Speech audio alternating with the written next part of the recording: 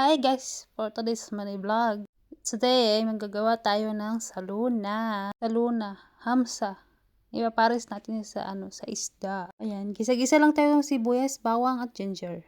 Tapos ilagay ko na yung kamatis, tsaka sili, curry leaves para mas maganda yung aroma ng ating amoy ng ating niloloto. Guys, ayan, naglagay na po ako ng mga baharats, mga spices.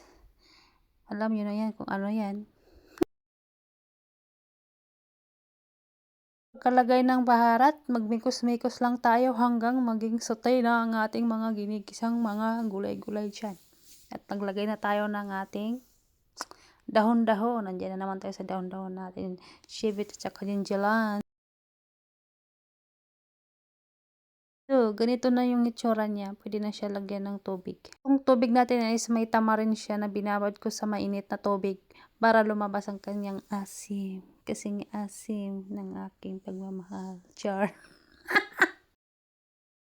Then, I forgot the tomato paste nung naggisa ako. So, nilagyan ko na lang siya habang nagpapakulo. For today's mini vlog, watching!